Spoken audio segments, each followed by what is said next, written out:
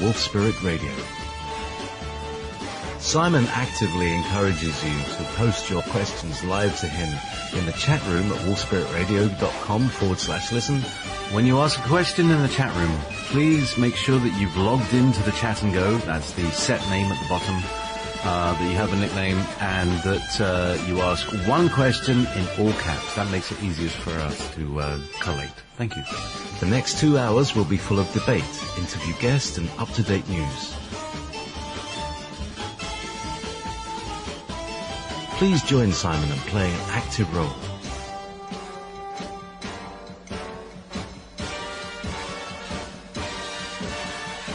Connecting Consciousness Show. You're listening to Wolf Spirit Radio. Oh, yes, indeed. You are listening to Wolf Spirit Radio, and this is live, 7 p.m. UK time, 11 PST, on Wolf Spirit Radio, broadcasting from the Scotland studio here in bonnie Scotland, beaming down with Bonnie Whitby in the middle of England. Here, or your host. I walked down a cul-de-sac there. Your host tonight, Simon Parkes. Good afternoon, Simon. Good afternoon. You did really well there, JP. You started off in a fantastic way, and then after about 7 to 8 seconds, you ran out of steam. I always do. I can never do these big. I don't know. I have to go to what's that? Introduction school, introducer school. Anyway, it's lovely. It's lovely to be back on the show, because obviously we did the round table not very long ago, so it seems, I'm back again, but. This is the regular show. This is the important one. It was great. I just wanted to kind of allow you all to kind of free flow with it. So it took a little while for you all to get kind of going, but it's an unusual format. Nobody's ever done this before, I don't think.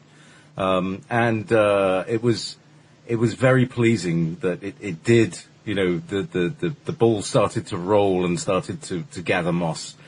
What? Yeah. Well, to mix my metaphors. Well, who better? I deliberately, for the first half an hour or 20 minutes of the round table, just kept out of it because I wanted a win to establish a rapport with the others. So I think people thought that I was getting warmed up. I was actually deliberately just letting Win get involved with that. So I really did enjoy it. It was an excellent opportunity to talk to everybody. And it was always with these things, of course, JP, there's never enough time, is there? But it was really good. And the feedback from the people, which is what really matters, not actually what the guys around the table think, but the feedback from the people was that they enjoyed it. And there's no point in doing these shows unless people enjoy it. Yes, you've got to give relevant and up-to-date information if you have it, but it must be done in an enjoyable way, and it's not good sort of thinking it back in school and very serious face and it's the end of the world. Well, that's not the message we want. So it can be fun, it can be enjoyable, as long as we're getting the information out there. So if we can do more with other guests, then that would be brilliant. That will be excellent. And the other thing that I noticed while we were doing the show was that it was all guys, and wonderful that was. We are moving into a more feminine age. So I thought, the next one I'm going to do is with some elder females. So or female elders, let's put it that way. It's hard, it's hard to say, but who like you guys have been around, know your stuff. And actually, one of my guests tonight is Eve Lorgan, or my guest tonight is Eve Lorgan of the Alien Love Bite experience. So that will be interesting. It will be interesting. So do stick around for that. But I will, if I can. Go on, Simon. I will. I would like to, simply because that obviously that topic is something that I do work with, in the sense that it's not just alien, but it's sort of what the black magicians use in terms of manipulating people and controlling people. So that's a topic that is close to my heart in terms of something that I deal with on a regular basis. And very, very few people actually out there have a handle on this, and very few of them are prepared to talk. So I probably will stick around to hear what she says. Excellent. Well, it's going to be a really studied evening, star-studded evening, because after this show, now normally Nancy and Walt run a kind of commentary on what you and I have been talking about in the next 2 hours, but today we've brought in Solaris Blue Raven. I'm not sure if you know about Solaris, but I've heard the name, but haven't actually met the person. She's got great experiences in, or a large number of experiences, they weren't great, in artificial telepathy. She was used as an experiment and basically, used her training to overcome them and to overcome the programming and understand how it all works. So she's on the other side of these things and can see right through stuff. People who are like channelers who have been basically, there's a guy with a microwave beam and a microphone. So, having said all that, right, before we crack on with the questions, some up-to-date news, because I sometimes watch some stuff on YouTube, and there are some people that just talk about stuff that happened 20 years ago, and as interesting as that is, and I think there's always a place in a show to talk about past stuff. I think that's very important, but that's not what we need. What we need is up-to-date information, and I've got some up-to-date information which I want the audience to hear, and then obviously when it goes onto YouTube, then it can be disseminated out. The elite families have called, or some elements of the elite families have called for a extraordinary special meeting of the council. This is their own council, their own group, in May. There is a very vociferous group of people, probably numbering between 3 and 6 of this council, who are pushing for some dramatic action this year, and they've got their motion before the council, if you like. So there's enough of them who've decided that it has to be decided one way or the other. So there's a special meeting. Now, whether it'll be at the Rothschild Pyramid in Glastonbury, I don't know, but it's going to be in Britain. Now, it won't be like a Bilderberger meeting where all the cameras are there. This is going to be a secret meeting that no one's really outside of the circle is going to know about. But it is going to be held in Britain because this is the land of the energies. So it's going to be in May. I do not know the date, but it'll be in May, and there will be some propositions put to the council, and these will be some pretty far-reaching things. Obviously, none of them any good for humanity, and if any of them they're going to take a vote. They always do. There's sometimes they take a hands show. Sometimes they do in the Freemasons with the coloured balls. But they're going to take a vote, and if it's passed, then whatever action they are aiming at, they're going to go for. The other thing I want to let everybody know is that in the news, the governor of the Bank of England, and for American listeners, that's the same guy who would be head of your Fed. The governor of the Bank of England has actually officially come out and said that this is a boomerang recession, and that the boomerang is coming back this year. Now, that in itself, probably most people would say, well, that's not that big a news.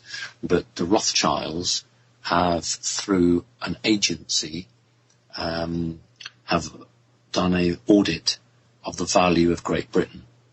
In other words, they have audited every house in Britain.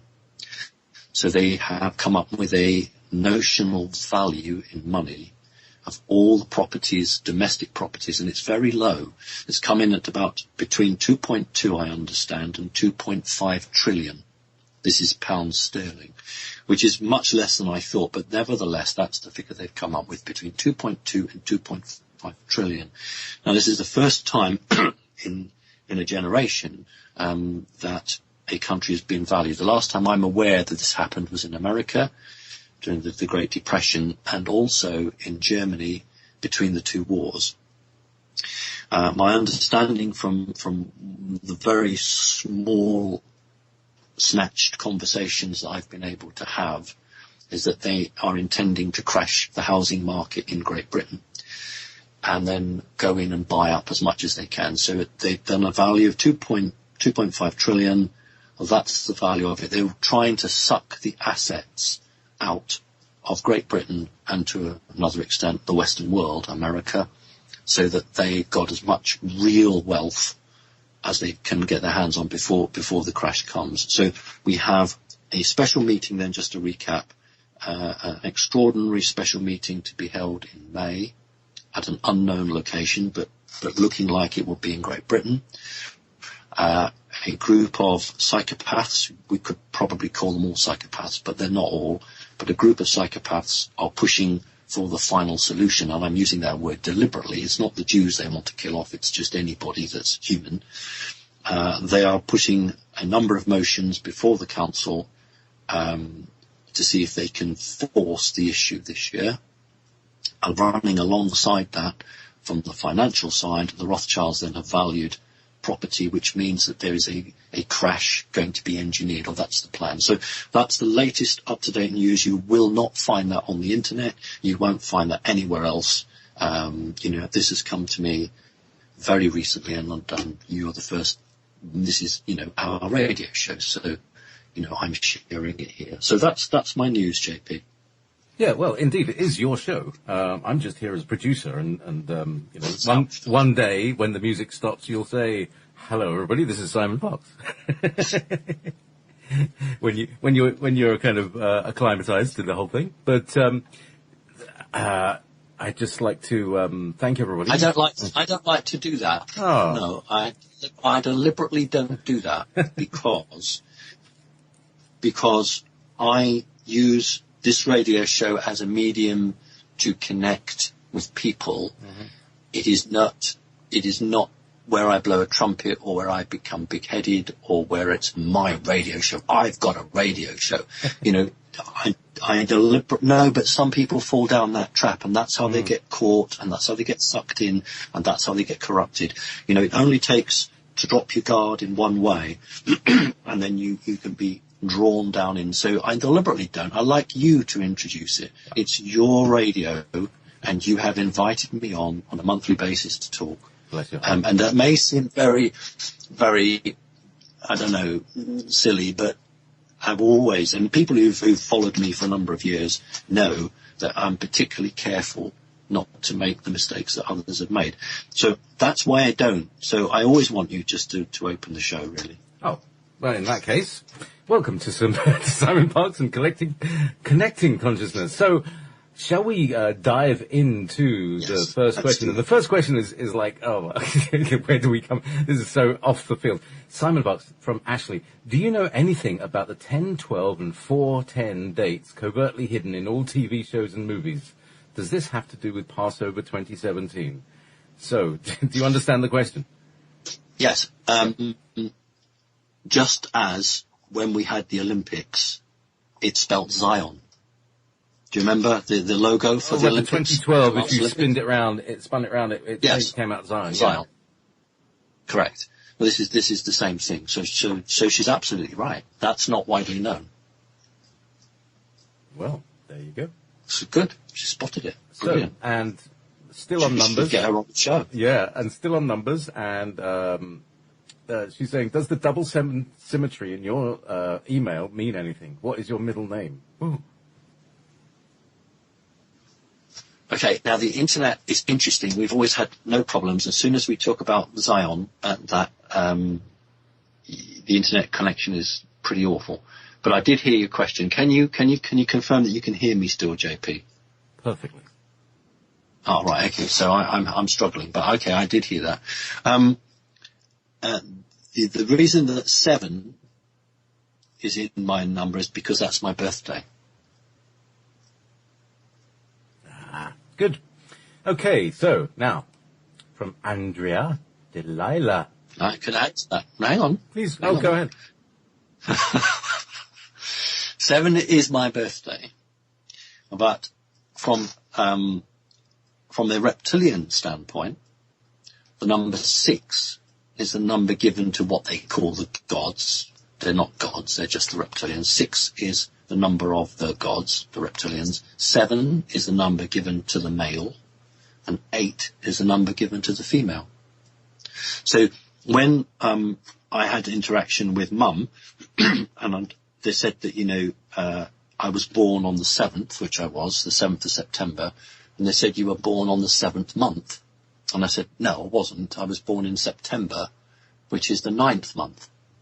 And they said, no, you were born on the 7th month.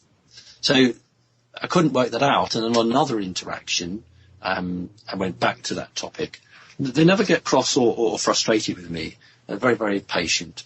And they said, no, what in Latin is sept? Well, sept is 7.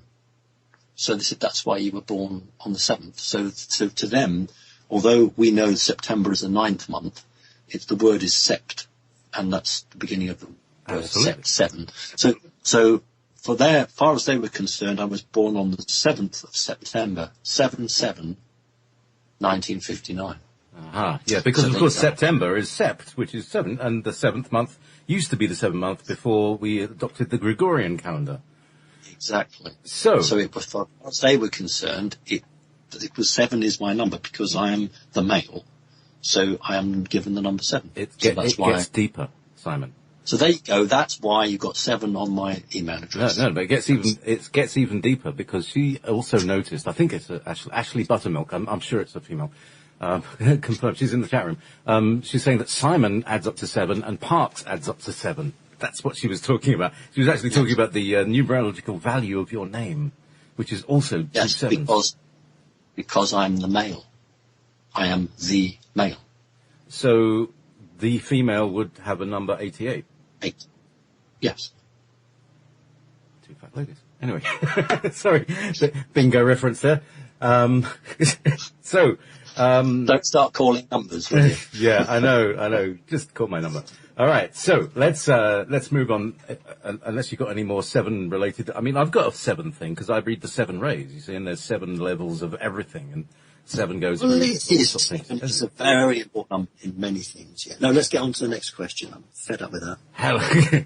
This is from Andrea Delilah. Hello, dear JP and dear Simon. Some reptilian souls incarnated in Earth human bodies. What does it mean for each soul and for the reptilian race? It is not only for the soul a chance to decide for the good, to what extent influence the change of some reptilian souls the whole race? Thank you both for the important work. With love from Connecting Consciousness, Germany. Oh, that's a really nice thing. That's lovely. Many people, regardless of whether they're, reptilians or whoever they are as a soul, will come here for a journey, just a personal journey, and then they will become involved in other things as they become awakened. But in a number of occasions, some souls have incarnated here to influence at a higher level. So you are perhaps mantid or reptilian or Palladian, and the decisions that you make on this planet, what you do and how you do it, has an energy effect outside of this reality, outside of this dimension. And we can actually change perceptions that others have of us. And that's one of the key reasons in the reptilian line. The reptilians have incarnated here in an effort to try to change their direction. So I think she understands that, and that's a good question. Interesting. Oh, I could talk about that for quite a while, about the connection between that and Babylon 5, but anyway, I won't. Anyway, Max, he calls himself Max of Steel. This is not Max Steel. Long story, long question. All right. Simon Parkes. Hi, Mr. Parkes. I know that my question might seem dangerous, and this is why I'm asking it to you. Is it possible to contact and ask to an entity from your star family to mentor you? And if so, and do so, if you get an answer, how do you tell for sure that the entity is good and honest? Would you even recommend doing this exercise? Thank you for your honesty and devotion. Well, thank you for those nice words. I like the bit about honesty and devotion because, like I said at the beginning of the show, I'm always continually having to challenge myself and ask myself, am I behaving in a way, when I'm on radio that's the right way to be? So that's nice. Thank you for recognizing that. Mentoring. I think I can go with mentoring. You know, I've made it very clear that I don't have much time for people who, you know, sit on top of mountains and, you know, other people go climbing up the mountain and, you know, give offerings and, you know, ascended masters, etc., etc. So mentoring is okay. It's quite cool. I like that.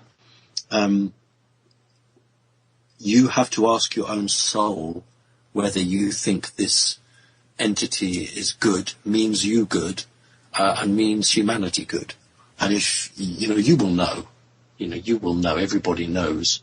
And if you feel that it's a positive thing for you and a positive thing for humanity, then yes, by all means, open up a communication network. And, you know, if you have that two-way dialogue, then you can say, I think you have to be quite specific and say, you know, this is the particular area you wish to develop or learn. What can they do to speed up your development on that line? It's not about giving your sovereignty away. It's not about, you know, being subservient in that sense, but it's about saying, I recognize that you guys have millions of years ahead of us in terms of history. So would you like to share that with me, so that I can develop? That's a big difference from somebody saying to me, oh, please, can you arrange for me to have contact? You know, which I don't do, because I'll say to people, if you're meant to have it, you're meant to have it. And if it's not happening, it doesn't mean anything. It just means that it just wasn't for you in this lifetime, but that doesn't mean in a previous lifetime that you didn't have that contact. So I like the mentoring. I think that's pretty good. So yeah, go for it. Okay, so the next question is from Paul Brevetti. Hello, Simon. Before my question, I would like to thank you for helping me get rid of a jinn. You're a godsend. My question is, I used to work... Go ahead. Just want to say thank you to him for that. I just want to say thank you to him for that. You know, this is the work that the vast majority of the public don't know. You know, they excuse me, they know I do a radio show, they know I do talks, but they don't know the other work I do. And removing jinn is, you know, I'm not the only one that does it. Thank goodness there are many people who can do it and are prepared to do it. But it's nice to get the feedback, because normally when somebody is afflicted like that, the last thing they want to do is advertise the fact and talk about it. And I very rarely hear from these people again, because it's like Simon Parkes knows something very personal about me, and I'm a bit embarrassed. And of course I don't discuss it. It's a safe secret. So when someone says, cool, I've got rid of it, thank God for that, now I can get on with my life, that's a really nice thing, and it shows that person is really strong and has developed really well. So just wanted to say that, JP. So yeah, go on. What's the question? But just as a little corollary for that, there are other people who can remove jinn in the world. I mean, you're not the only person who can do that. No. Because, maybe you need to have a list of some colleagues, because you get busy sometimes, don't you? Anyway, so Paul's question. Okay. My question is, I used to work with essential oils a while back, but they were diluted and for commercial use. I have found 100% pure essential oils from a Native American company. The question is, can the use of essential oils actually heal and not just treat symptoms and diseases? Love and light to all. Smiley face. Right. It's not the oils in themselves that heal. It is the practitioner behind them. In other words, if you just pour lovely exotic oils on somebody, that won't necessarily heal them.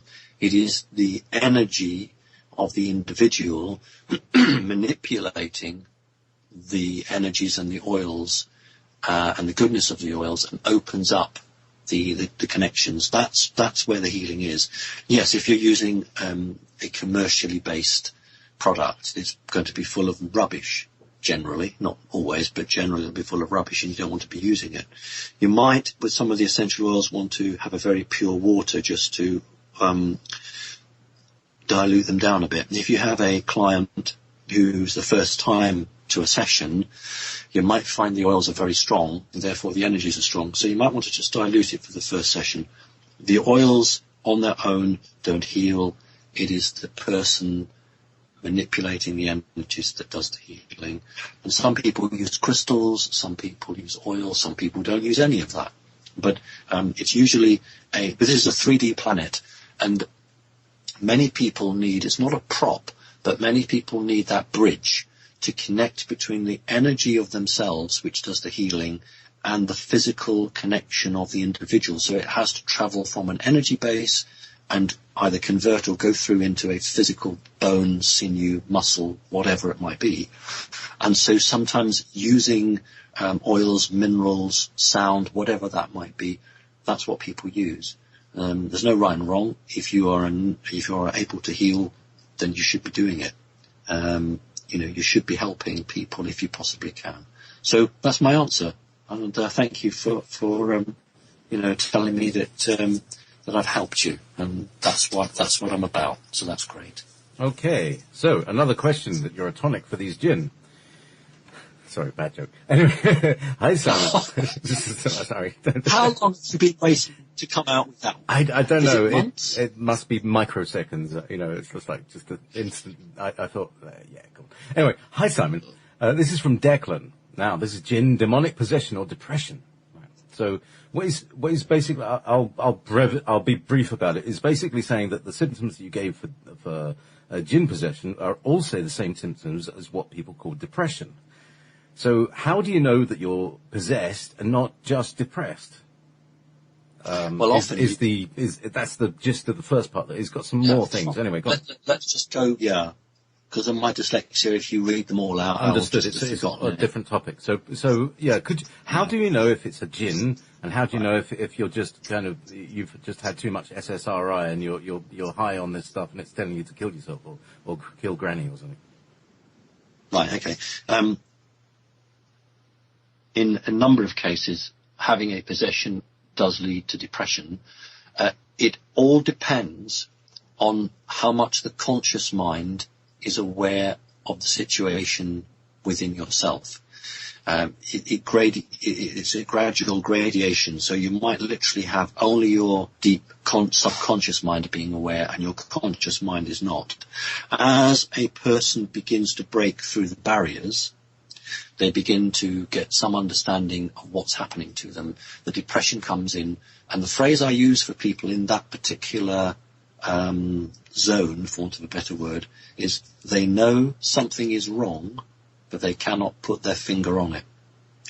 So what I always do is just to remove the 3D element. So you look at, are you taking any medication? Is there a history of this in the family? What's the job situation? What's your relationship situation? How many years has this gone on?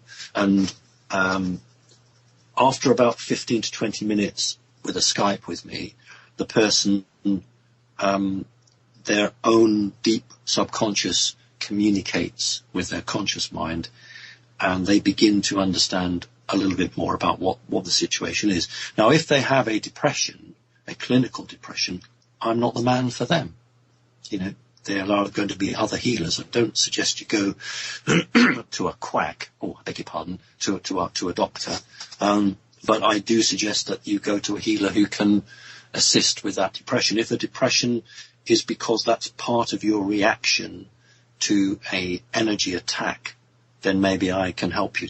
So often the individual knows something's wrong, but they don't know what it is. But they could speak to me, or they could speak to anyone else who's genuine, and they'll tell them whether they've got an attachment or not. Okay, next question. But just the last part. Has anybody ever come to you saying, yes, I've got the answer is yes. Yeah. The answer is yes, I have. And I've had to say to them, I'm not convinced because I don't detect it, I don't see it. And I would suggest that, you see this sort of healer or that sort of healer. But I have to say that I would say 75% of the people who have come to me believing they have something like that have been spot on. It ranges from, I saw it, right through to, I've wanted to harm myself, or, my memory is deteriorating at a very great rate. So, I think most people are aware that something's wrong and they have a fairly good clue, but there are a percentage of people who, these demons, and I like that word, it's a church word, but I use it. Some of them are chameleon-like, just like a soldier, he or she will wear camouflage clothing to hide in the undergrowth. So some of these demons actually alter the frequency of the outer part of their living form to match the vibrational frequency of the host, the person they're in, so the person actually isn't aware they have an attachment. It's very, very clever. I don't mean it's good, but it's very genius that they can do that. So the entity's internal system stays at the same rather negative vibrational rate, but they can temporarily boost the exterior part to mimic. They can't actually be that person, but they mimic it. So it's sometimes very hard for someone who's not necessarily gifted in that way to be able to detect them. Excellent. So, thank you, because that's some very important information. So, meanwhile, back at the question. All right, so I would ask you, this is from Declan. All right, so here's his proper question, right?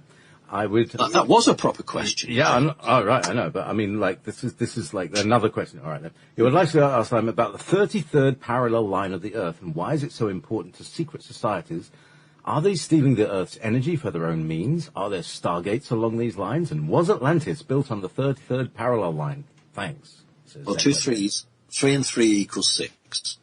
That's your first point. Okay, and we've just talked about numbers and how, with elites, you add numbers together, you can do other things, but one of the most common systems is to add the 2 separate numbers together. A lot of the terrible atrocities that have been caused, whether they've been bomb blasts on trains or aeroplanes crashing into towers, when you add up the numbers, perhaps of an aeroplane flight, or the number of a train, or trains and planes carry identification numbers, when you add up those numbers, or you add up the day of the week and the month that these things happen, they are all key dates to a very crazy group of people. 33rd, 3 and 3 is 6, but it's to do with the way the Earth spins. On that line, it's considered to be not sacred or special, but number of the energies of the way the planet tilts. Whether it's right or not doesn't matter, in the sense that is what is believed by these elite people, that position around the Earth contains the energies from the crust or from the molten material underneath that's giving that energy, and it's always considered a good portent. So I think sometimes they divide, when they divide a country, they call it parallel this or parallel that. But they're looking for energies that will push them forward, just like why the Bank of England is built where it is. It's on a very important energy ley line. Most banks in this country are built on lines because the bad guys want to corrupt that energy to make more money. However, they shouldn't be surprised if you have you have a leprechaun. I forget what they call them now, but you can put that on a £10 note and it's supposed to bring you more money.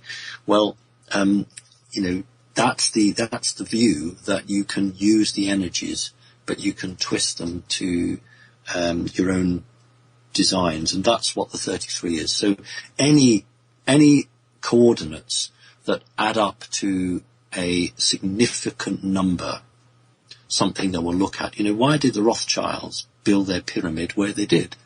Why does anybody with elite knowledge do what they do? Because they are trying to tap into natural or unnatural energies and trying to use that energy for themselves. You have your picture on Skype, JP, which is you looking at a pyramid. And, it's amazing to think that back in the 1960s, Wilkinson Sword produced a pyramid, and you used to, in the old days, you took your razor blade out and you put it in your metal pyramid, and the way that the pyramid operates in metal is it ionizes the razor blade, so it self-sharpened that razor blade. And these were very popular. I think it was in the late 50s, and I would love to get my hands on one because it would be a fantastic piece of kit. But of course, they realised that people weren't buying razor blades because they were just sharpening the old ones, so they soon stopped that. So once people understand how energies work, either through the unseen air or through the ground, then anything military or political will follow on. That's why these meetings, why do you think Strasbourg, the centre of the European Union, was put in Strasbourg? You know? So that's it. So yes, that's exactly what it's about. Thank you very much, Simon.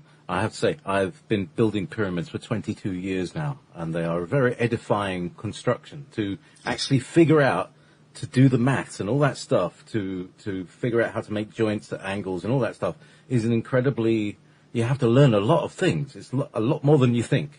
Yes, it is, and it's a science that was lost and rediscovered, then lost again, and has been rediscovered. But the problem is that the people rediscovering it are the elite.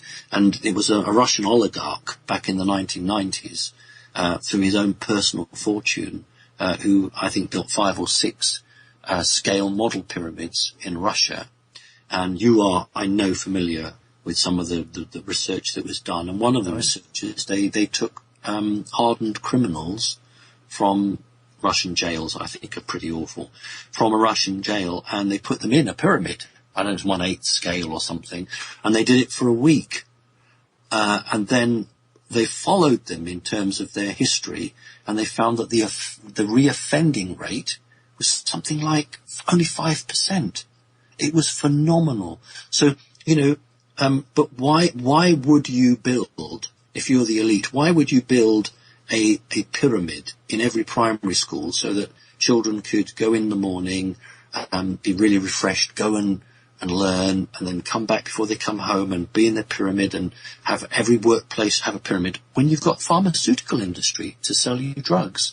So until we get rid of this command and control system, and we can then go back to the energies and the science that was lost but's been rediscovered, and we can totally change humanity. It's not just free energy, or, they talk about the American 0-point energy. That's what they focus on all the time. But there are so many other healing properties that are being hidden from the people. When is the last time a leader of a significant country died of cancer? People need to understand that the elite have access to information and technologies of a medical sense that at one time was common on the planet, and everybody knew it and everyone shared it because nobody was better than anybody else. And I have said before on a previous conference that Her Majesty the Queen in England only goes to one hospital, and I showed photographs of one of the nurses coming out with a buckle on her belt with the Freemasonry sign, and there is no record of any medical school or organisation that is in charge of nursing in Great Britain that has a Freemason buckle, and yet this one did. So the elite have access to things that we should all have.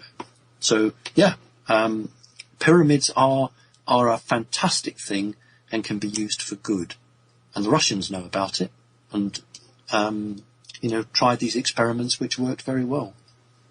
Indeed. You know what I'd say? Get the prisoners to build pyramids, and you'd have fantastic people at the end of it. It's edifying, literally edifying.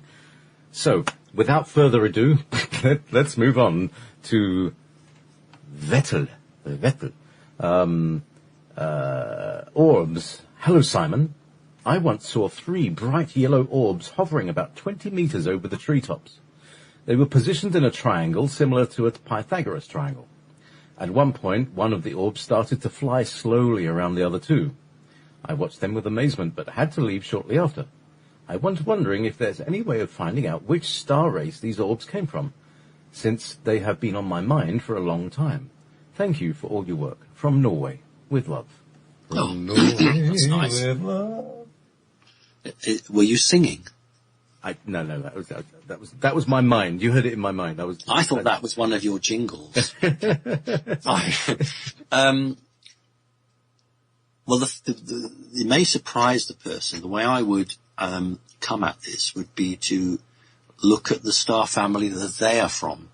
Most of the what they're describing is an automated inspection drone. That's what they're describing to me. It's a sensor, basically. But they normally travel, or the bigger ones travel in the infrared light spectrum. So if they were visible, I'm convinced that they were visible because they wanted to be seen. It's like many alien spacecraft. People, get a glimpse of them, and they do these weird dances. And I say, look, you need to understand that there's a message there, and the message is for you, because they would normally be outside of the visual human seeing. Right, three balls in a triangle. Generally, the triangle is not a positive sign when used by off-planet entities. It's generally associated with Anunnaki or Grey. If you think that the Americans have the triangle spacecraft, the black triangle. But it's not always the case. My question would be, which of the orbs at the 3 points of the triangle started to move, and did it move clockwise or counterclockwise? But without that information, I would say that it could either, and this is going to sound odd, it's either reptilian or it's Palladian, because they both use automated drones.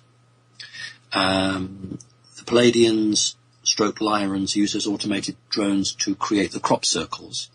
Those drones do it. The reptilians use them purely and simply for taking samples from air. They're not involved in the cattle mutilations, but they are observation platforms so that they can be around and about quickly. And what you will often find is them being chased by helicopters, either from the United States Air Force or Britain's Royal Air Force. So orbs are often intercepted by helicopters, and occasionally it's the other way round, in the sense that you will find orbs being escorted by Chinook, American double rotor helicopters, or what we call the black helicopters. It depends if the alien race behind those orbs has made a previous arrangement with someone in authority on this planet to have a connection at a set time in a set location. But if these things just turn up, they're very hard to spot on radar. They often operate below radar for a start, and they are made of a material not unlike that of some of the B-2 bomber, so that radar waves are absorbed into the metal. So I would like to know the soul makeup of that individual. I would like to know which of the three orbs started to move and whether it moved clockwise or counterclockwise. But well done for observing that. Thank you. Wow, very in-depth answer there. Thank you very much. Now, from Fran. Dear Simon, thank you for your amazing dedication to helping humanity in so many ways. I love this show.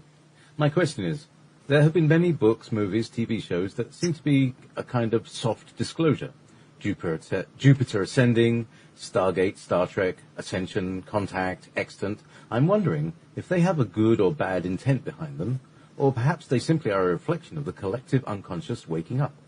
If they have a bad intent, how can writers get airtime for visionary stories that help reprogram humanity in positive ways? Oh, what a good question. I like Jupiter Ascending because it had a flying motorbike in it. And the flying boots as well. Cool. I don't remember the boots, but I remember the flying motorbike, and I remember that I didn't see the film on my own. I saw it with two very, very special friends. And I remember we all commented about the flying motorbike, and we thought that would be nice to make that. Mm-hmm. Okay, that's aside. Now let's get to the question. Get your bismuth out. Right. It's a very, very it's a vital question, because not all directors of movies are corrupt, and many directors or producers of movies get given a brief. You will have to do this. So the punchline of a story has to end in a certain way. And I'll give you an example, would be Tomorrowland, which we actually partly talked about when we did our round table, although I haven't seen it fully. But it doesn't stop a producer or a director adding his or her own warnings into the body of the film, providing they're still doing the beck and call of the people who paid for it in the first place. So what can happen? What I think needs to happen is that individuals who make films need to be brave and start to put into the films more of a wake-up call. Now, as it stands at the moment, if they were too brave, they would never be a director again. They would never be asked to produce or direct. And, I can't ask or expect somebody to throw away their livelihood. They may have a husband or a wife to feed or a loved one and children. And that would be an unfair thing to do. But I don't think it's unfair to ask these people to start to balance their films and see how far you can push before the elites say, oh no, you can't have that. So, don't just blindly do the bidding of these people. Try and put in an element. And that's what I think we're seeing. If you see a futuristic film, you'll see elements midway in the film or early on in the film which are a warning to us. And then as it reaches the end of the film, this is what the guys at the top of the ivory tower have paid for, and then you get the message they want to give the people. So I understand, although I've not seen it myself in Tomorrowland, the message at the end of the film is AI is good, which we know it isn't. But if you look at the rest of the film, it's full of warnings or full of helpful hints.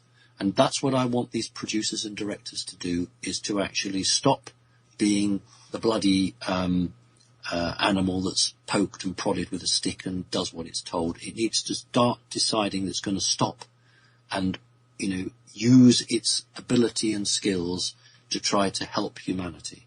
So, look at Stanley Kubrick. Stanley Kubrick made 2001: A Space Odyssey because he had done something for NASA, and because he'd done something for NASA prior to that, and he was given carte blanche to do whatever he wanted, and he was totally left alone until he did Eyes Wide Shut, when he went too far from their perspective and began to give away too many secrets. And that's why he was murdered. And that's why the film was stolen and altered. And the copy that we see, Wide Eyes Shut, is not the original that he envisaged. So directors, just like politicians who look at JFK and think, oh my goodness me, I daren't do this because I will be assassinated. So directors are thinking, well, if I don't do what I'm told, it's the old I'm following orders. Well, I think it's time for humanity to say, no, I'm not having any more of that. To hell with it. I am going to, if I have a conscience, and I'm going to actually put something in. So what I ask people is just push back a little bit, see how far you can go with it. Good question. I would expect a good question from Fran. Thank you. Excellent. This is from that was from Fran Hehal. Yes. Yeah, okay. So, Rainbow Weaver. Hi, Simon and JP. I was brought up a Jehovah's Witness, which I found an extremely damaging experience due to the covert mind control, fear-mongering. I stopped going as soon as I was old enough. I've done a lot of personal healing over the last years since I got away, but I still have a negative fear and nausea, fight or flight reaction if I see, hear, or anything to do with Jehovah or the witnesses. Could my subconscious mind still need deprogramming? Or is my intention and free will enough to protect myself? Is Jehovah Yahweh Anu? Is Jehovah... Hang on, let's just... sorry, okay, yeah, go on. Otherwise, because there's a bit of a... No, I want to answer them all. Go ahead, please. This is very serious. Right, the first question. So is my intention and will enough to protect myself? Right. No, unless you have worked with your shadow self and you have done a bit of your own deprogramming. That's my own terminology. But in order to do that, you have to understand what was done to you. If something was done to you, I mean, you can be a member of these sects or religious groups and just be on the periphery, and you're just a member who goes around every Sunday or what have you, and that's all there is to it. But if you are an interesting soul or a bloodline person, they will come after you, no question of that. The number of people who have been members of these very, very secretive religious organisations who I have worked with is phenomenal. And it's not just Jehovah's Witness. If you think about the Osmonds, the jolly old Osmond brothers, they have one of their released a double LP, a double vinyl record, and you open the front cover of this, and there's a huge flying saucer. Well, there's a flying saucer in the middle, and you think, why would people who are Mormons, I think they were Mormons, why would Mormons want to put flying saucer on their cover of their record? Because that surely goes against, what they believe in. And when you actually understand these religions, what you understand is that the very, very top 2 to 3% of the Jehovah's Witness organization understand Jehovah or Yahweh as a non-human entity, as actually a reptilian god. So the Jehovah's Witnesses, 95% of them are very dedicated and very, very loyal to what they do. They believe in it very strongly, and I've always been very careful not to criticize individuals for believing or choosing to believe in something. I've criticized people for giving away their power to somebody else, but not, the religion side of it. And here we go, the numbers again. Jehovah said that he would save 144,000 people. 144,000 people.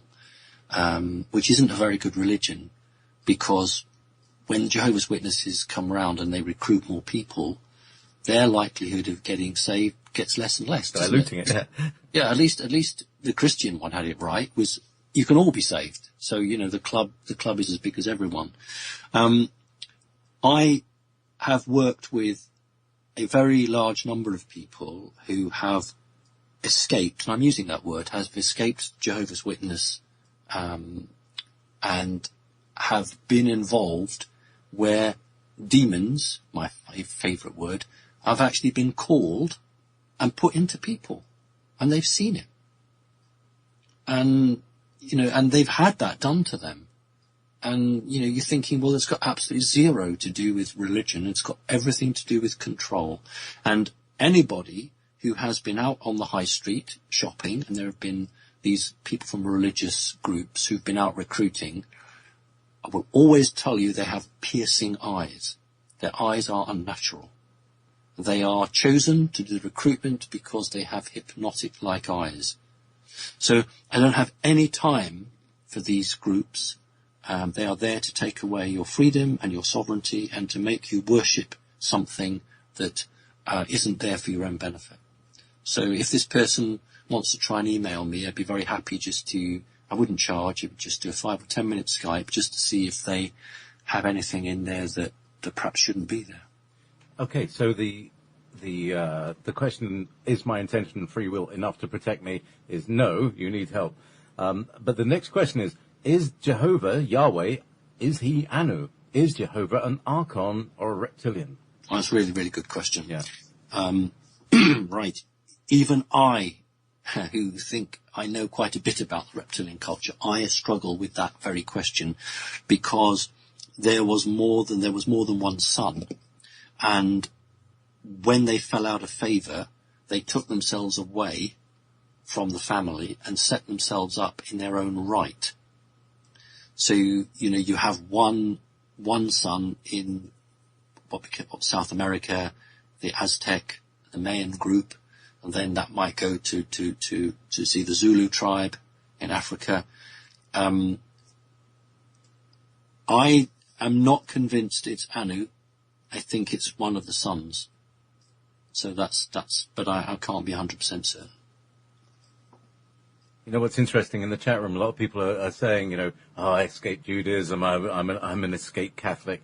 It's like this is a kind of refuge vessel. People swimming in the sea of. But you know what, JP? The collapse of religion. Yeah, but you know what, JP? When people are through no fault of their own get sucked into religion for a whole myriad of reasons, It's their own personal journey. And those that are meant to break free will, because what happens is they think, hang on a minute, this isn't actually helping me. This is helping the people on the top. And they begin to appreciate that they themselves are what matters, not the system or the structure or anybody else. And they then make a conscious choice to remove themselves, which is usually very painful. It means they lose friends and family. But they are so determined to break free, they do. And then when they look back, they say, oh my God, how did I ever get sucked into that? But the point was that they went through a learning process, and they are the stronger for it. And, they must never forget that. Excellent. So that is, it's such a thing. Anyway, so she says thank you, Simon and JP, for connecting consciousness. Now, very brief from Rose. Hi, Simon. When will the truth about the cancer cure be revealed? Oh, that's interesting. Yeah, please refer to your earlier answer about the Pharma Society. Anyway, please go on. It won't be until everything else is revealed. It's part of the dominoes waiting in a big group, in a big bunch. It's not the fact that they don't want to give the cancer cure out just for itself. I mean, yes, they make lots of money because they treat it with chemotherapy and God knows what else. But the fact is that it's not the cancer cure itself, it's the question that comes up, how long have you had this cure for?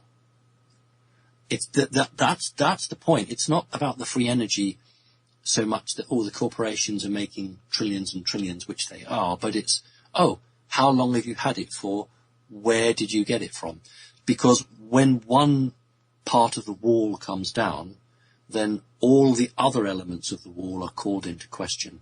So the cure for cancer would be something that came out after we have a situation in the Western world which means that ordinary average people are left with no alternative but to completely change the way that they view society and the value-based system around them.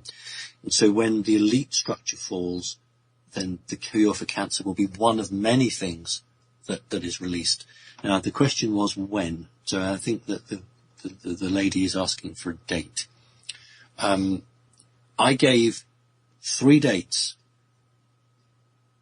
March to April, June, July, and I initially said October, November, and then I added September to that. These are the 3 key points. And, we had the terrorist incident, unfortunately, in March, which I predicted to be in Belgium. I'm predicting a financial situation and a political situation.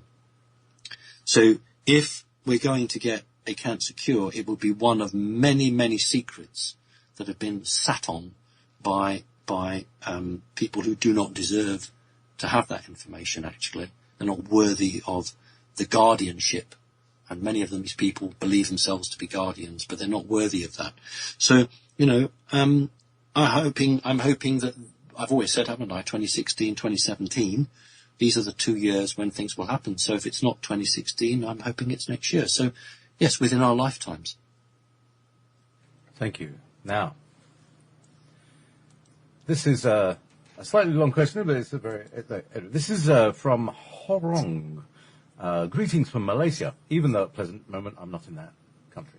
When I was a hardcore Christian child, I prayed to God, and I got these chills down my spine and goosebumps. Slowly I broke out of religion, and when I talked to myself, because I'm a loner, and thanked everything around me to feel better, maybe, including every living thing and potential spirit guides, and I get goosebumps and chills. But from time to time, hopelessness still takes over. I pray to this God again, even though I knew inside myself he's not real, and I still get chills and goosebumps. Nowadays, these chills and goosebumps are moving towards my heart, growling like a physical hungry stomach and hardened between my eyes. I can't do anything I'm supposed to do, like studying for college, and every day feels like imploding or exploding from the inside and dying. And I've suddenly developed a taste for eating raw meat. Do these chills or exploding feelings mean anything, or is this just some sort of self-censored self-diagnosis and I'm just mentally ill? Well, presumably not, if you took the time to write this question. Simon, your situation. The key word there is the growling. If this person genuinely has heard a growling from within their own body, then they're possessed by a demon. They always growl. That's a very common sign. And they need to get in contact with me, and I'll happily get rid of it for you. Okay, so, thank you. So, long question, short answer. From Susie. Danger during the 3 days of darkness. Hello, Wolf Spirit Radio. Please ask Simon to explain. When will the 3 days of darkness occur, and what is the danger of going outside? Thanks so much, from Susie Albert in Idaho. Right, I don't subscribe to this because of planetary movements and an energy wave. It's supposed to, like a dust cloud. This is my understanding. This may not be what the questioner is asking, but my understanding is that there is a lot of chatter at the moment about the potential of a dust cloud being placed over the Earth to protect it from harmful emissions that could be coming our way during these periods that I've actually given as dates of warning. And the drawback to this is that there would be a darkness over the Earth, and it would lower the vibrational rate of the planet, allegedly, and therefore people might be more susceptible to an attack. My understanding is that there is definitely an energy wave on its way. I'm not convinced that there will be 3 days of darkness. I do believe that positive off-planet entities are working their socks off to ensure that any physical damage to the planet that's due to occur this year will be minimal. And any belt or blanket of energy that could be placed as a shield around the Earth won't have a hugely negative issue. So I would say, if that occurs, go outside and have a street party. Have no fear, go outside and enjoy yourself. And because if that is what's happening, that's actually a positive thing that's been done to help the planet. Have no fear of it. In that mode, I'm going to play a little piece of lovely music. Do you like Beethoven? Roll over, J.W. Welcome back to Connecting Consciousness with your host, Simon Parkes. This is Wolf Spirit Radio, a listener-supported station. So if you have a spare $5, you can download all of our archives, which stretch back many years. And you can download as much as you would like to in 1 month.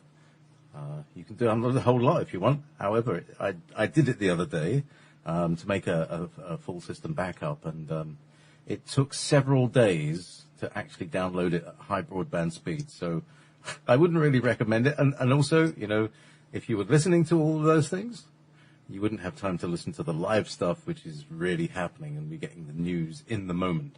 So, Simon. Hi. Good. Destiny Calls. Question for Simon Parkes. That's the name, Destiny Calls. It's a lovely name. Isn't it? Please could Simon comment on the Jonathan Reed case from 1996? Many thanks for all your hard work. Who's Jonathan Reed? Jonathan Creek or Jonathan Reed? No, not Jonathan Creek. Jonathan Reed, I believe, it's probably I don't know personally who that is. So. Okay. I can't like a Billy Meyer sort of thing. Yeah, I can't answer it.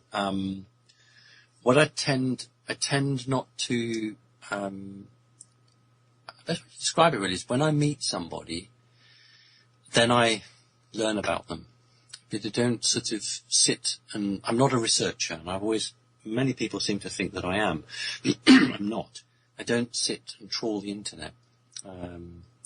That's a very, very dedicated skill, which I don't have. And as a result of that, there are many people who I should know that I don't know. And people sometimes say, you don't know X or you don't know Y. And I sort of just quite, honestly and simply say, well, I'm really sorry that I don't know them, and it's not because I I don't think I need to know them. It's just I haven't come across them, and I don't like to not cloud my judgment. That's not what I mean. But if I'm going to do a conference, I genuinely will not research any of the other speakers. All I want to know is what is the topic they're speaking of. And it's the same way when I do radio shows.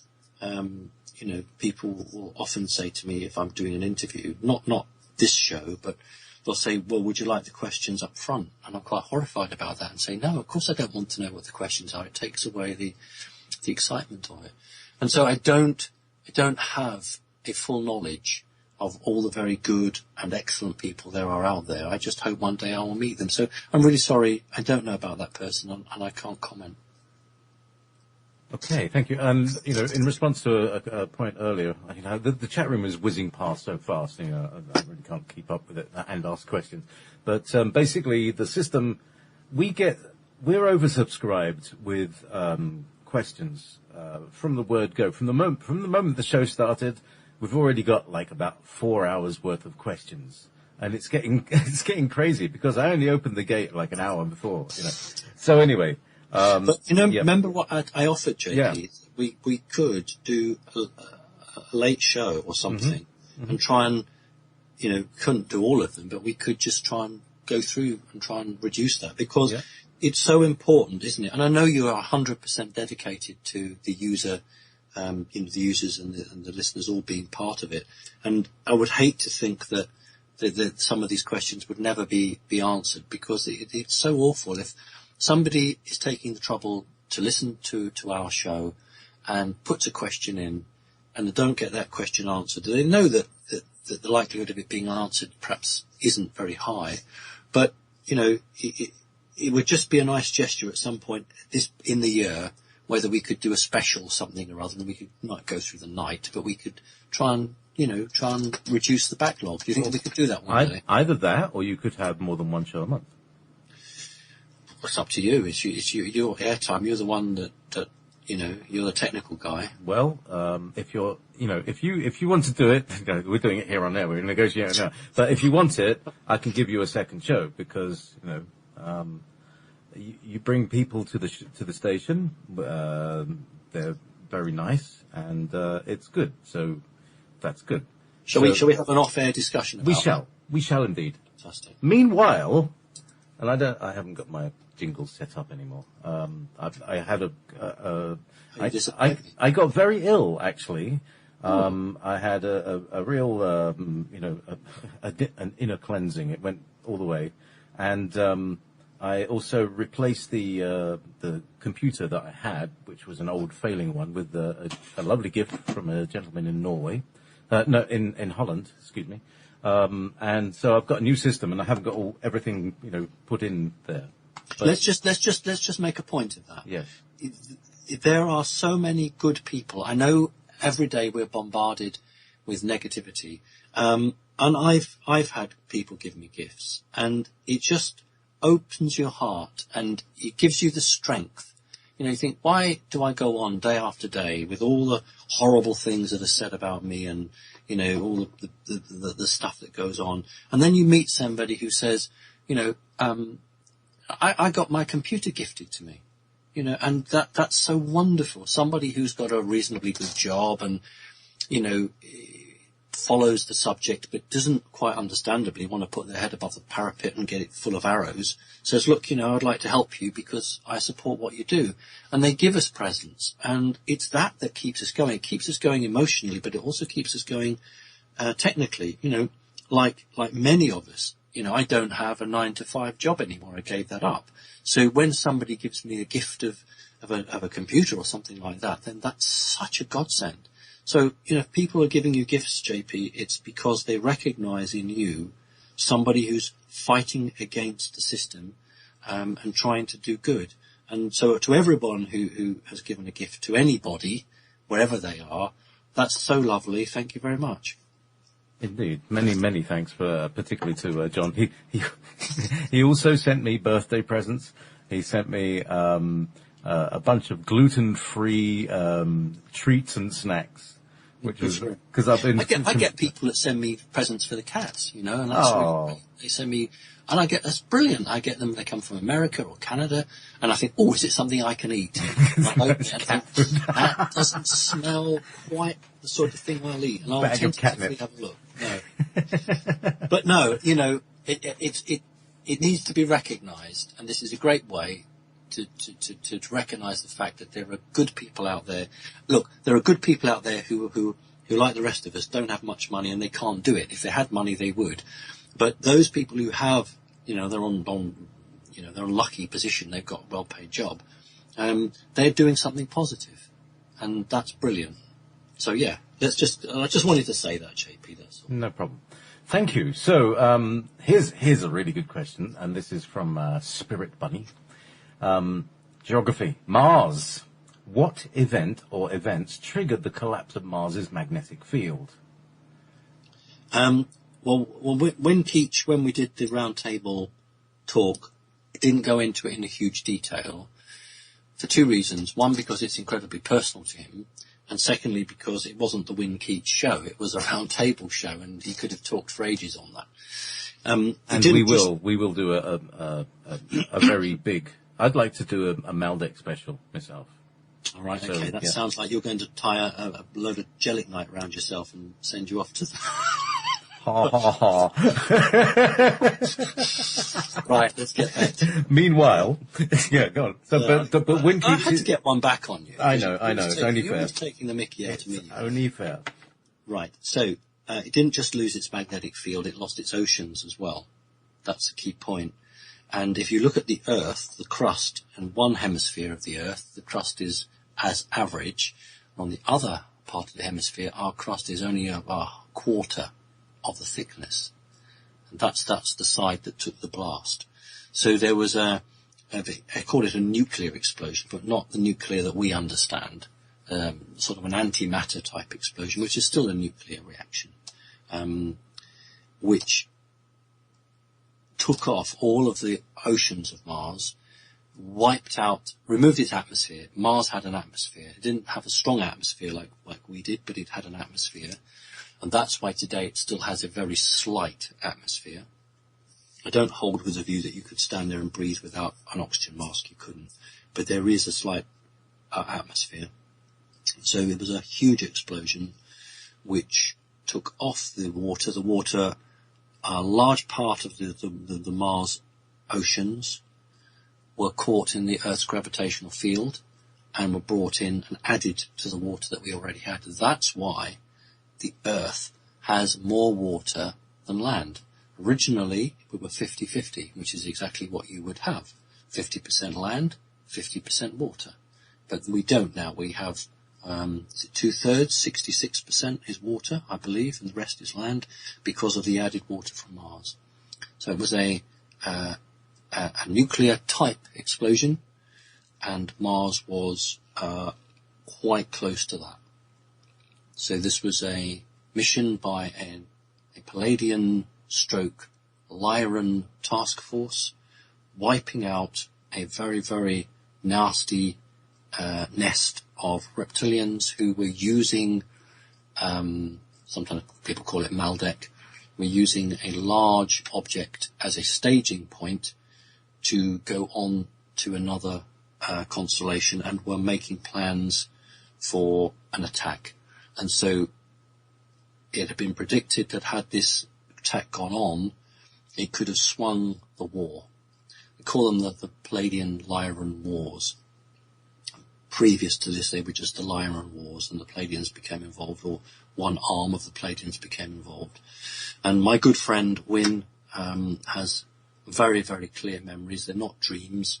Many majority of people do get good memories back as dreams. But of course, unfortunately, it's very hard to be 100% convinced of that because it was a dream. But if you get a memory in waking time, then, if you don't believe it, it's because you're choosing not to. And he's had a waking memory of that actual operation. So it was a very difficult choice because many, many people died, and not just the people who were targeted. There were innocents were killed. That is why the Palladians carry a huge karma because of the number of innocents that lost their lives. And this is why 3 years ago I got sick to the back teeth with the New Age people waving their arms in the air and saying, oh, Palladians are sweetness and light. I want to be a Palladian. Oh, I'm a Palladian.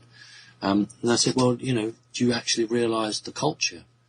And, of course, that didn't go down so well. And then, of course, you know, introduce people like Win Keach, and who can give some balance to all this. Palladians are good people. But the reason they're still here is because they kick back. And some of these kickbacks were questionable.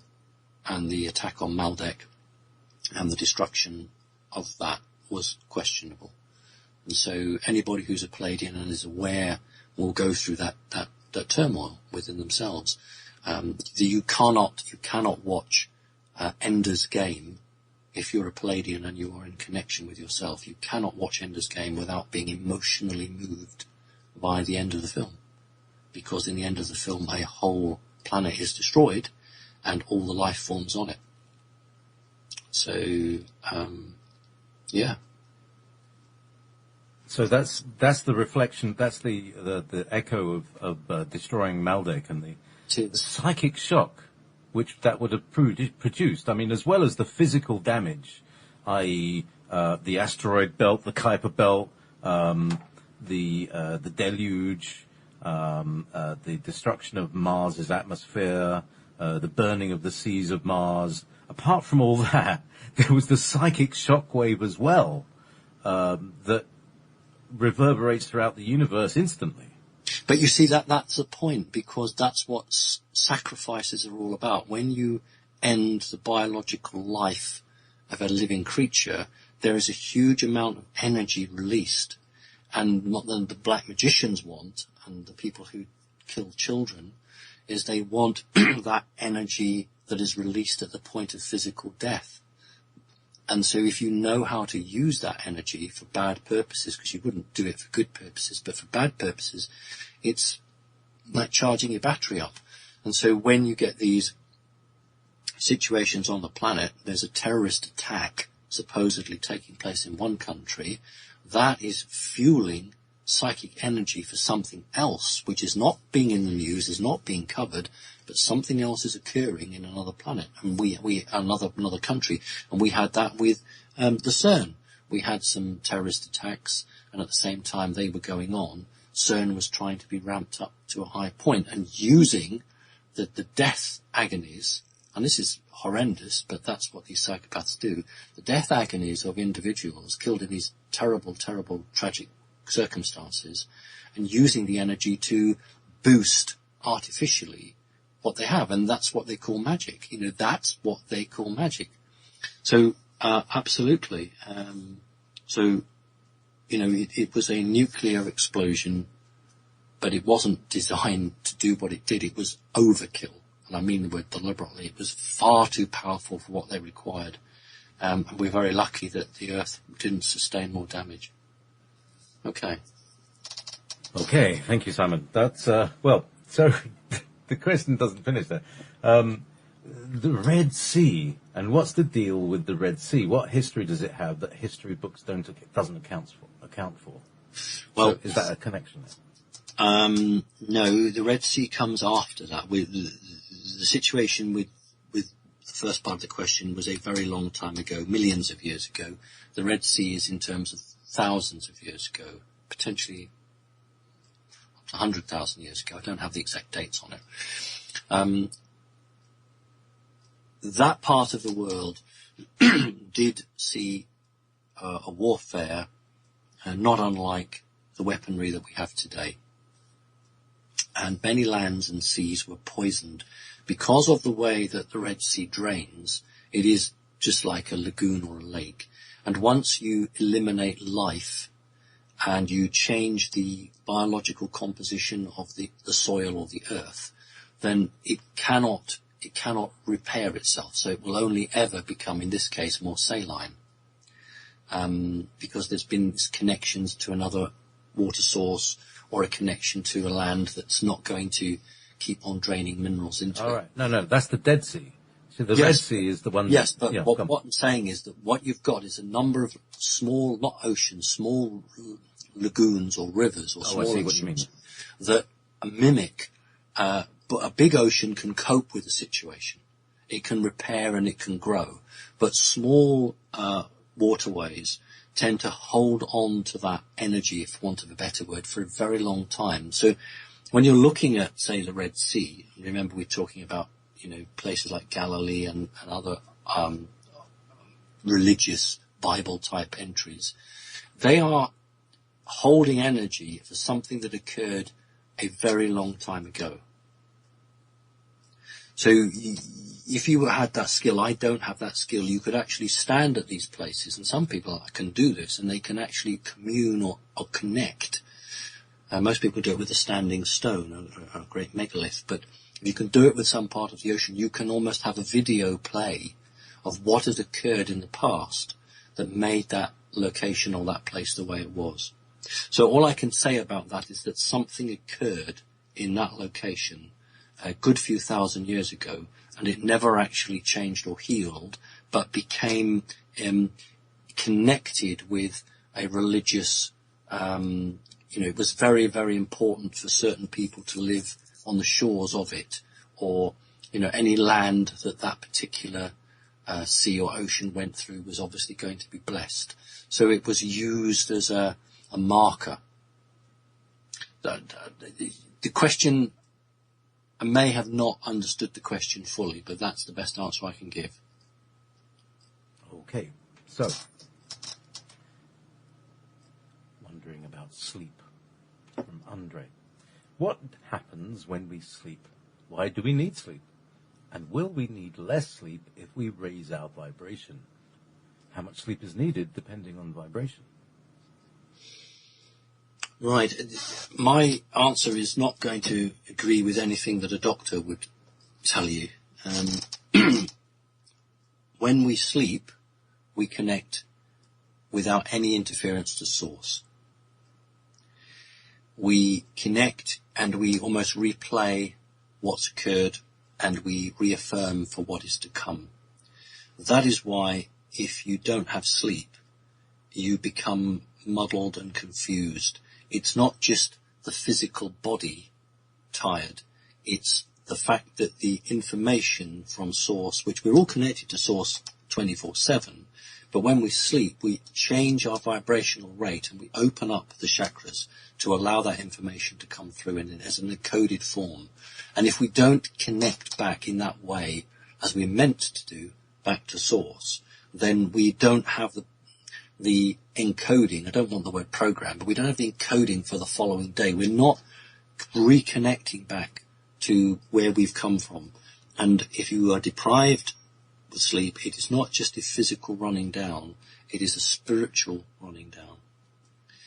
Yes, we're always connected to source, but we are designed to shut down for certain number of hours in a cycle and to reconnect clearly without any interference. That's the point. No television, no radio, nobody talking to you.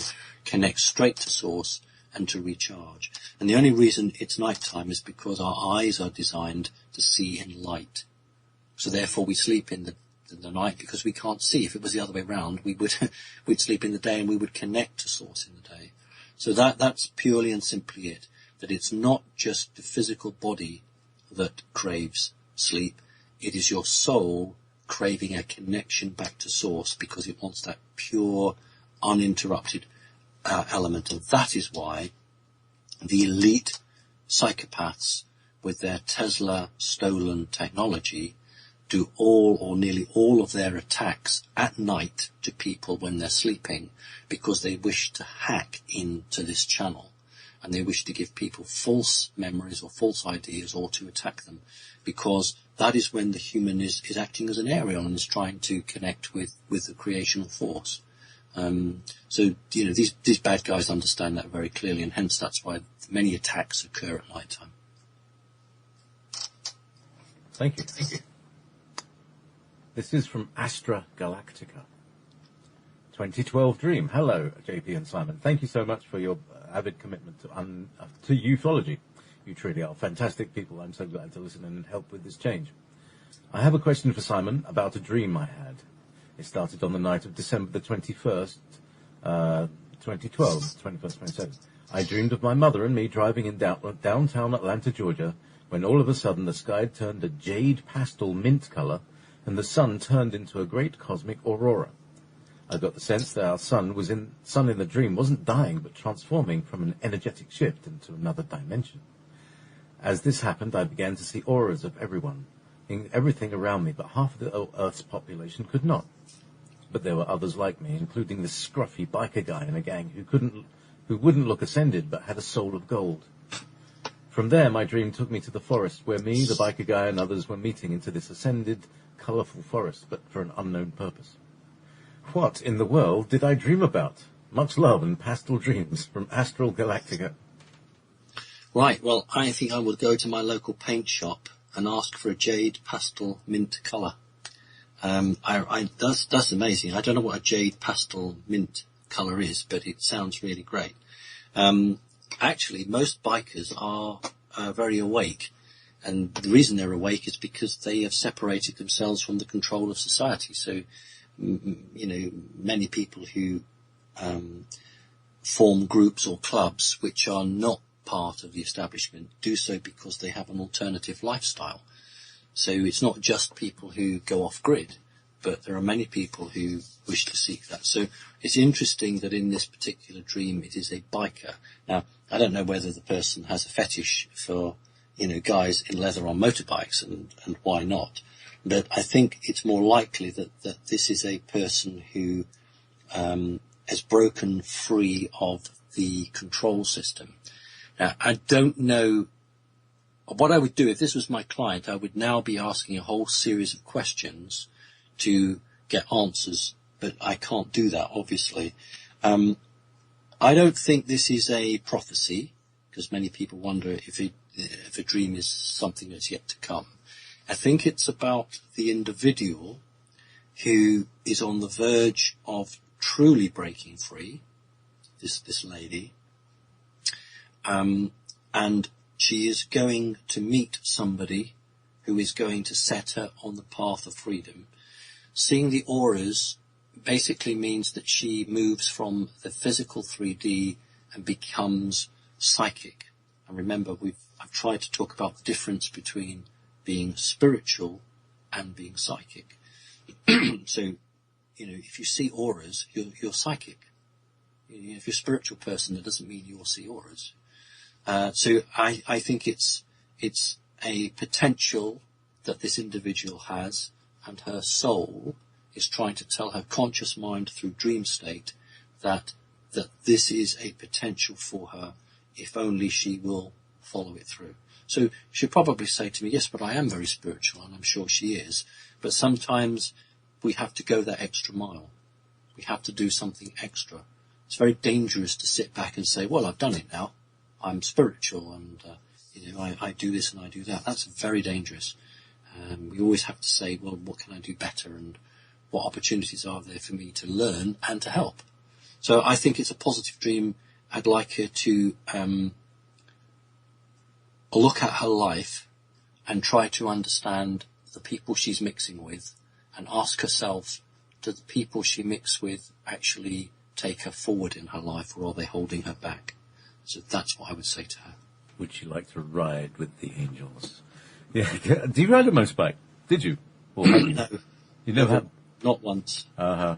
Well, I did once, and until 30 years ago, and went out bang into a car, and I thought, that's not a good idea. So, I did, I decided, I rebuilt the bike, and I rebuilt my body, and I got back on it, and I rode around for a while. And then one day, it was raining, and I went to see my friend in Holloway, and I got a puncture. And that was it. Oh. I got a puncture in the rain, and that's the last thing you want as a biker. So I took my helmet and went home by bus. Oh. And that was the last I saw of it. I think I actually just abandoned the bike, just go away. That's the end of that. So that's, but, it was fun. Wynn's a great motorbike person. I imagine he is a fast rider. Anyway, so meanwhile, back to somebody else. And, Go on. the friend that was very instrumental in setting up Kinetic Consciousness, she was a great biker as well. There's a thing about bikers. Really?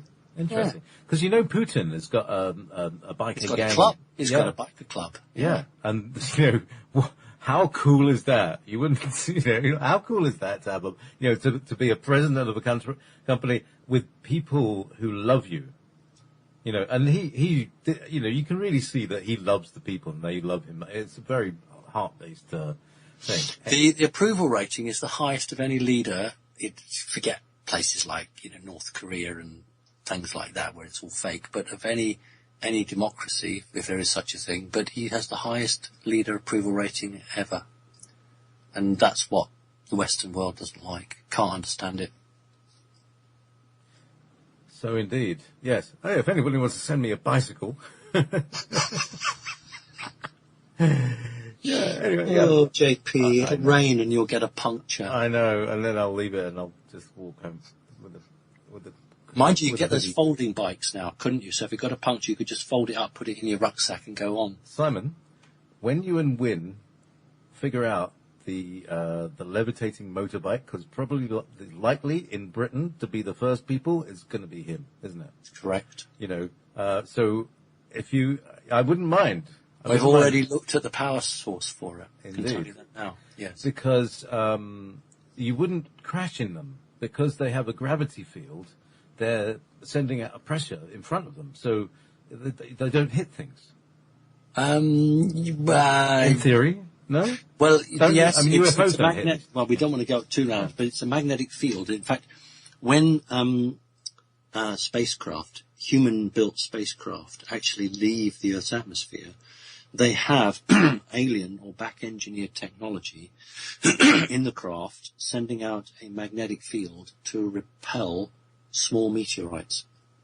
Because if they didn't, there wouldn't be a single Apollo capsule or spacecraft that could ever get out of the Earth's atmosphere because it would be holed by all the tiny bits of rock in space. And so they have this technology which acts as a magnetic field, or in Star Trek what they call the shields, but they have what they got it right actually, they call it navigational shields, which allow you to navigate around small blockages or objects. But anyway, we're off topic. Interesting, though. Anyway, from Teresa, from Switzerland. Dear Simon and JP, thank you so much for all your energy and time both of you invest in spreading the truth. Thank you. Your interviews are encouraging and helping to believe in a positive outcome of challenging situations we all face in life. Mm-hmm. Simon, what would you recommend to someone who would like to become an intergalactic coach somewhere, sometime in the future? What would be the first steps in order to achieve a successful result for all sides? Thanks and greetings. Right. It's not a crazy question, actually. You could pay $5,000 to Dr. Stephen Greer and go and stand on a hill in the desert and learn how to try and communicate with aliens. Or you can think back to your childhood and see if you've had any connections, and you can talk to me or anyone else who has that sort of experience for far less than $5,000. And you can make an intent that you wish, without fear and without greed, to be in a position to be a bridge between two types of energy. One is waning and one is growing, to allow that which is changing to merge with which is that of the future. And if it's meant to be, then it's meant to be. There are some most unlikely people on the planet who, in their non-waking world are doing some amazing stuff that they have no knowledge of. An example. I used to, when I had a paid job, I was what we call in England and Scotland and Wales and Northern Ireland a driving instructor, but what the Americans call a driving teacher. I like the word teacher, that's nice. And I used to teach people to drive, and I got a phone call from America. He obviously knew his stuff because he could work the times out. And he wanted to talk to me, just generally chat. And we had about 3 or 4 phone calls.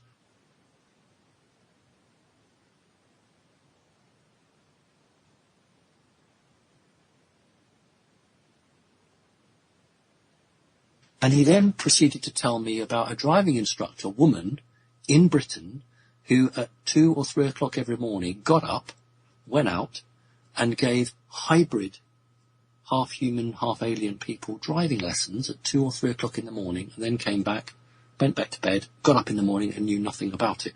So my question to him was, well, how do you know that? Which, he was very, very cagey. And ultimately, in the end, when I basically said, look, you work for American intelligence, don't you? And then I never got any more phone calls again from him. But the reality is that there are many, many people who are having a otherworld existence and have no clue of it. And the first indication you should have is when you wake up in the morning and you feel that you have climbed Mount Everest. And you didn't do anything naughty the night before, you went to bed at a reasonable time, and yet you wake up in the morning absolutely shattered.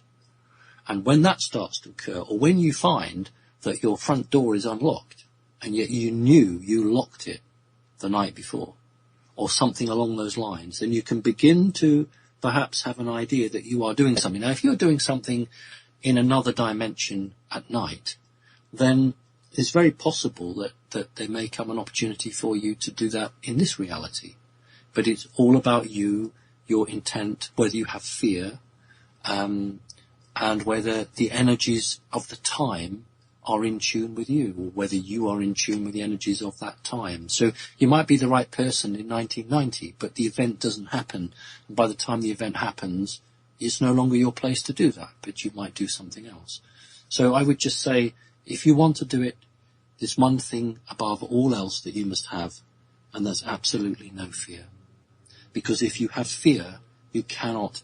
Well, I'll give you an example where the American military were talking to a group of off-planet entities who were called the Conformers. I think they were called the Conformers. And these are crystalline creatures who, when they speak, they sound like that you're dropping ice cubes into a metal bucket. That's the best way to describe how it sounds like. You've got a great bag of ice cubes and you pour them into a metal bucket. And when you communicate with these creatures, there's a set protocol and a set way of doing it. And you have to learn all the different protocols and all the different ways for all the different races. And, if you don't pronounce the name correctly, of course, it's all done in your head. You're not speaking with your mouth. But if you get it wrong, it's a terrible insult. And if you act in another... So, a terrible one would be the reptilians. When a reptilian meets a human for the first time, so that particular human is meeting in a military base, that human has to bend forward, put his or her, particularly a male, they don't like males, put his hands on his knees, so he's bending forward. And that's a sign of submission. Now, if you didn't know to do that, then goodness knows what would happen. I mean, I guess that there must be some sort of training manual. But that's with the negatives. Now, with the positives, they don't set those sort of prerequisites. But in the time to come, I'm hoping that, for want of a better word, the table will have a great number of people around it, all ranging from different backgrounds with different values. And there has to be a common denominator. And the human race of planet Earth has to be represented. And by God, it cannot be represented by any of the leaders, apart from Putin, but it can't be represented by any of the leaders that we have at the moment, because they would just sell the human race down the river. And that's one of the reasons that we've not had open contact, because these ascended creatures do not want to meet with the leaders that we have elected, because the leaders we have elected, frankly, are not up to the job. So why would you want to come 10 trillion billion miles to try to enhance a planet and its population if you're going to be met by somebody who's just rubbing his hands together and saying, okay, what's in it for me? And so that's the situation we have. That's one of the key reasons we haven't had open contact, because who wants to sit round the table with these smarmy politicians. Because that's what would happen. They would be the ones who would take themselves off and say, we're having a meeting. That's why we've got to have a fundamental change on this planet. I'd love to change the way we elect leaders. We elect people who speak to us. I'd love to change all of the dynamics of that. I served as a local politician. I've done it. I've seen it. I've worn the T-shirt. I understand how it works, and it's just a trap. It's just a con. It's just the way it's the system controlling it. It doesn't matter whether you're Labour, Conservative, or Republican or Democrat, because the system is designed that those individuals have very little leeway in between. And if they do, then they end up like J.F. Kennedy with a bullet through his head.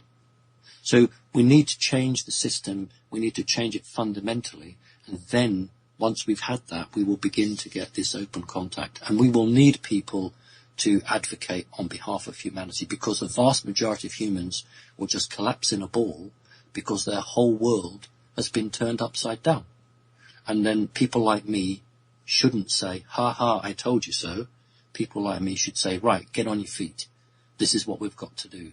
It's not the end of the world. You've got to get on with your life, and, how can we be positive? So, yeah, good luck to you. Thank you, Simon. So, Janet. AI, machine riders. Now, there seem to be two programs on Earth, nature versus AI. The Pleiadians, as channeled by Barbara Marciniak, she of the smooth, silky voice, describe a group of people incarnated now who are here to willingly incorporate AI into their bodies, the machine riders. From Simon's perspective, is this a specific soul group, or are some people just more susceptible to the programming of the artificial world versus the natural world? If Wi-Fi does become sent from satellites, how can we retain the program of the natural world? Yes, how do we retain the organic vibration? How do we keep going with that? Right. Well, that's very concerning, what you've just read, actually. I would be incredibly cautious of anybody.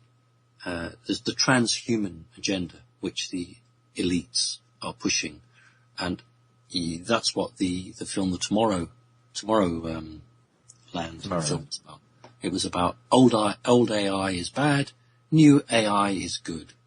In other words, it's the combination of biological body and robotics are good. This is transhumanism. Let me take it back. If I was, and I'm not, but if I was an energy being that wanted to control the planet, but wasn't capable of physical form, and could only influence by manipulating happenings and people's thoughts, I would want to have the control through physicality. But with all of these bad guys, they have to get humans to do the work for them, because the law is they can't do it. They can't actually go and do it themselves. Otherwise, they'd be omnipotent. So the law of the multiverse is that if they can willingly convince the physicals, the physicals, to do something, then it's almost like an arrangement. So what they're trying to do is to get people to turn their back on source, turn their back on the biology, and to become robotic. Is this not what happened on one timeline when the humans, the Illuminati, took themselves on the underground bases and became almost wiped out, and then were greeted by a group of greys who then said, we'll give you technology to convert your bodies into robotics and you'll never die. The elite always have sought never to die, whether it's cryogenic chambers or this, that, and the other. They just want to live forever. And this is one way of trying to convince humanity through Hollywood. There have been so many films of robots, half people, half human. Now, when the first Terminator film came out, we were shown a robot that was half human, half robot, who was totally evil, the first Terminator. And that was too much for Hollywood. So then we got the second one, he became a good guy. And the third one, he was a good guy. So we are being I won't say conditioned because humans aren't stupid, but we're attempting to be conditioned that mixing biology and robotics is a very good thing. You go on the internet now, there's loads of stories about robots.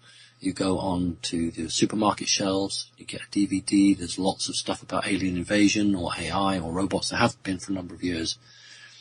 I would reject anybody who came to me and said, I had a message the other day, and there are these beings coming down, and they're half human, half robotic, and they want us to embrace this technology and become like them.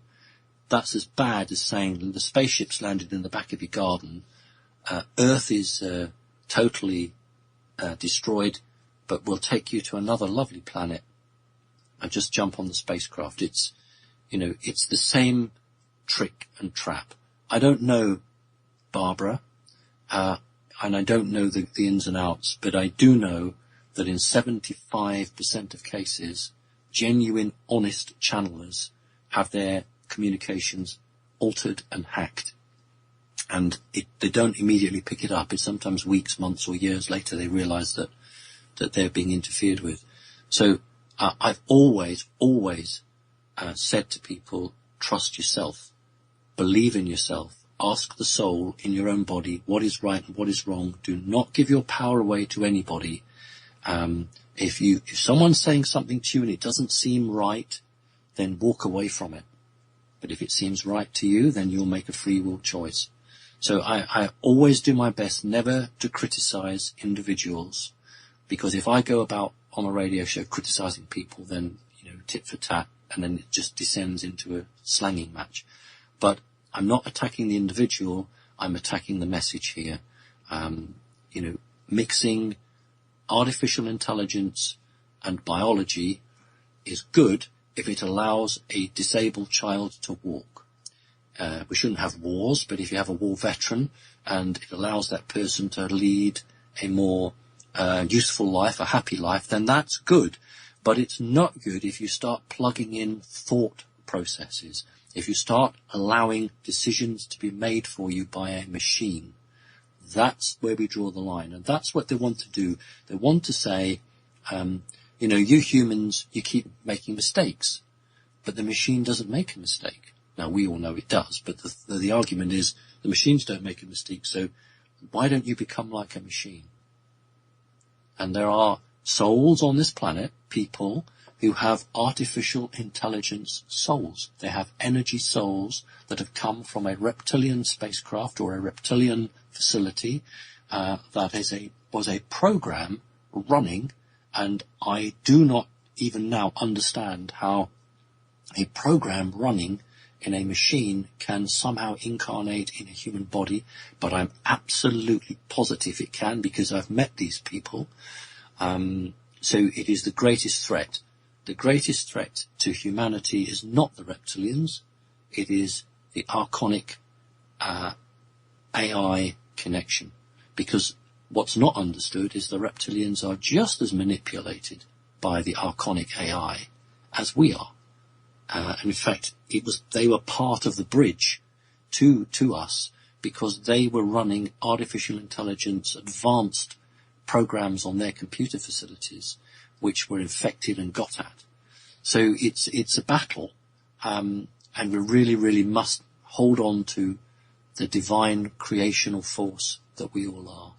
And I would beg people, please, reject anybody or anything that tells you to give away your own self-control or your own sovereignty for something. It's just not worth it. You were created on this planet for a purpose. You are a living creature. Do not give yourself away to something that's just designed to trick you. So it's an impassioned call from the heart. Okay. Well, but it's true. Nature versus AI, nature every time. So, probably time for maybe one last question, Simon. It as always whizzes by, so definitely we need to do it again. But the thing is, every time we do a show, we get another bunch more questions. It's a bit like painting the fourth bridge. Anyhow, so Jessica K from California. Hello, dear Simon. Thank you so much for being so brave and for all your hard work. You are such a kind and gentle man, and I feel honored to be able to ask you a question. Thank you. Since you remember being Adam, do you remember any other lives you've lived? And in other lives, did you also get contacted by the mantid beings and your reptilian father? Or did the first time happen as Simon? You know, that's the first time anyone's asked me that question. Interesting. There's more, though. Let's just do that one. Yeah, okay, because it goes into the soul trap. But, yeah, so is Simon the first one with the mummy and a daddy thing? But I mean, it's not the same. I don't know. You explain. You know. I don't know. I would have said yes, because you'd think you wouldn't have that happen more than once. But I have a very, very clear memory of being a hybrid. I mean, we're all hybrids to a certain extent, aren't we? Some more than others, but a very obvious hybrid. And it's a bit stereotypical, but the backdrop was the Sphinx, interestingly enough. And then the creature that I call Mum, the mantid mum, coming up to me. So I know, at some time, I mean, the Sphinx is older than the pyramid, I think. So sometime between now and the last 10,000 years, then there has been that connection. Unfortunately, I haven't got a previous memory of the creature that I refer to as Dad. I have I have some past life memories, but the mum creature is the only one that I know I've seen, or at least I can remember. So I'd have to say no, this is not just this manifestation, this lifetime. Although would have to question my soul makeup, whether my soul makeup in this manifestation is the same as in previous manifestations. So that's something that I have often wondered. Past lives, the most recent one I can remember would be about 1799.